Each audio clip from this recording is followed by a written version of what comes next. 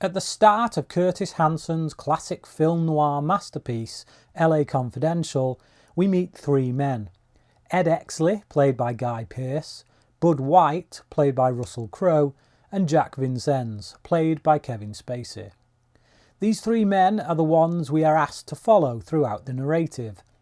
We know this because they are the only characters who, as they are introduced at the start of the film, have their names literally pop up in typed letters at the bottom of the screen. We don't get this with every character, no matter how important they may be to the story. We are introduced to these particular gentlemen in this particular way because they are the protagonists. They are the men that will be used to examine the main theme of the film. That theme is honour. All three of these men will become embroiled in the Nite Owl murder case. Their involvement in this case will force each one of them to confront the code of honour, or the lack thereof, that they live by. When we first meet the character of Ed Exley, we learn very quickly that he is a man of extreme moral fibre. It seems he cannot be bribed like the other officers that he works with. He also wants to do everything by the book, at one point even telling his commanding officer, Dudley Smith, played by James Cromwell, that he would refuse to do something that only a dirty cop would be proud of. We learn from this same conversation that he joined the police force to make a difference, like his father, at the same time acknowledging that he doesn't have to go about it using the same methods that his father did. I don't need to do it the way you did, or my father. This is a man that, from all outward appearances, is very honourable indeed, and his code of honour comes from a desire to seek justice, shaped by the death of his father. However, there is a darker side to Exley which, although rooted in a desire to clean up the LA Police Department, shows us that a career opportunist lies beneath. When Ed eagerly decides to name names over the bloody Christmas incident, in which the police department assault a gang of inmates, leading to the dismissal of several officers, it seems like an honourable thing he is doing. It shows us a man who simply no longer wishes to tolerate dirty cops, even if he will be hated for it. But it is also the moment when he seizes the opportunity to climb the ladder. This scene shows us just how easy it is for honourable men to fall. It often starts with the smallest of moral compromises. However, by the time we get to the end of the film, Ed will have made a course correction that proves his honour remains intact. He recognises that It was supposed to be about justice. Then somewhere along the way, I lost sight of that. And he makes moves to set things right. For Exley, the Nite Owl case becomes such a monumental step in his career that he not only becomes the media's new golden boy police officer, but his colleagues even begin to respect this man they once kept at a distance. But this newfound glory becomes a trigger for Exley, making him question whether or not he's been doing the right thing since he named names over the bloody Christmas incident.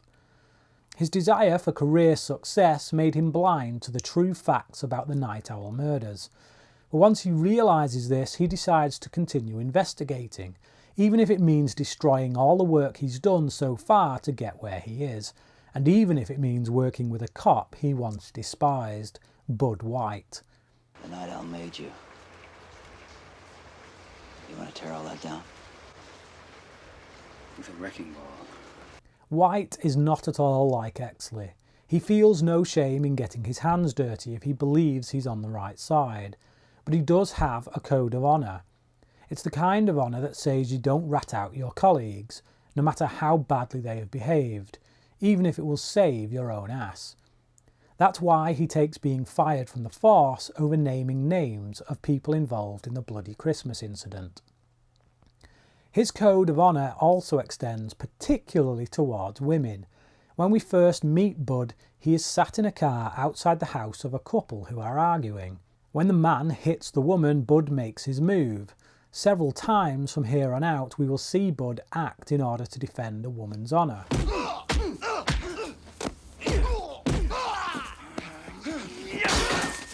Bud is a man who lacks a strong moral centre, but who is nevertheless driven by a code of honour. His code comes from a place of anger, mostly at his father, a man who used his fists against Bud's mother to the point of killing her.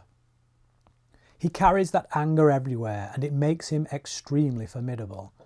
It also makes him something of a muscle for hire for Smith. However, after the actions of Ed Exley at Bloody Christmas, Bud is slowly forced over the course of the film to question his place in the world and, ultimately, decide what kind of man he wants to be. There is a lot of ego involved with Bud, the desire to prove himself as more than just the hired muscle. This too puts him at odds with Exley as their separate investigations become something of a competition, which Bud strives to win. Bud White grilled me on it this morning. Bud White? You know, he's not as dumb as I thought. It is only once this ego is set aside, when Bud begins to see Exley as an ally and not an enemy, that the two men are then able to bring those who are truly responsible for the Nite Owl murders to justice. Finally, we have Jack Vincennes, another man who is forced to question his sense of honour as a direct result of working with Exley. Vincennes differs once more from both Ed and Bud because he seemingly has no honour at all of which to speak of. This is the man who tries, unsuccessfully, to bribe Exley to look the other way. He is also the kind of character who makes deals with a local rag of a newspaper, Hush Hush, in order to further boost his reputation as the man of the hour by framing whatever poor sap comes along and believes in his lies. The only thing he cares about is the fame he is granted from being the official advisor to a successful police television series. It's somewhat ironic that the show is called Badge of Honour. He thinks nothing of naming names after Bloody Christmas in order to secure his continued involvement with the show. Eventually he has a change of heart, but it is too late to prevent his complete lack of honour from getting a man killed. Nevertheless, his change of heart comes after working with Exley on the Nite Owl case. He is reminded what it is like to do real police work on a case that he did not manufacture. As a result, once he is allowed back on to Badge of Honour, he loses the taste for using people for personal gain.